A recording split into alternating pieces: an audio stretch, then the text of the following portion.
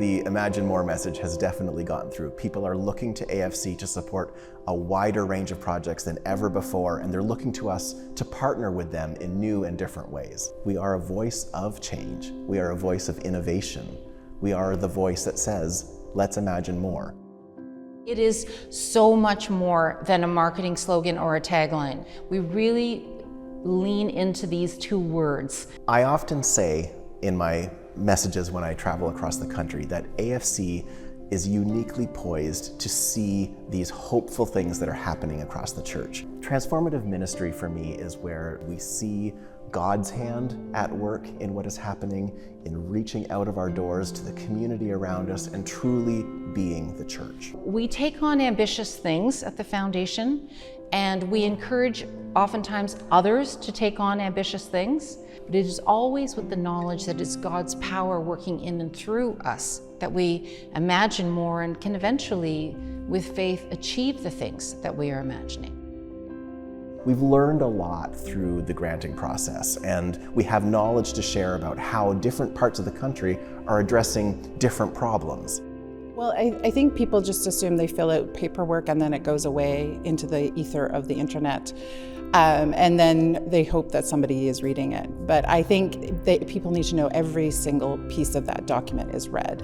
We want to say yes. I was a member of the board of the Anglican Foundation for 6 years and have seen the change in the foundation over those years. The Anglican Foundation has encouraged the church to say yes to kids, to say yes to community ministries, to say yes to infrastructure projects, to say yes to theological education, to say yes to Indigenous ministries. For the last couple of years, we've been thinking about AFC more as a strategic foundation. We don't want to be seen as just passively receiving grant applications, but actively pursuing funding partners and getting involved in their ministry and supporting their work. What I really appreciate is seeing how they are listening intentionally and wanting to respond to helping dioceses and parishes expand their vision for mission and ministry. I think we are a very collegial board. We are invested in each other's lives. We know what's going on. We're excited to see each other, to do the work, but also to do the work of being a Christian community. We have 40 funds that are designated by people who have left them over the decades for a specific purpose. We're responsible to maintain those funds and look after them in the right way. It's important that people that donate to the foundation understand their money is being looked after properly. The Anglican Foundation has a wealth of very professional, very experienced individuals. I encourage Anglican Christians all across the country to become partners with the foundation. I have absolutely loved the ability to see the hope and the excitement, the green shoots that are across coast to coast to coast.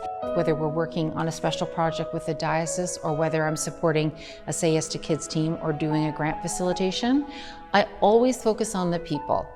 Who are the people we can support now? What are the ministries they're focused on? And that's where I feel most hopeful. We have a unique vision because we get to work with groups that are doing fascinating, wonderful, creative projects from coast to coast to coast. And that's what gives me hope.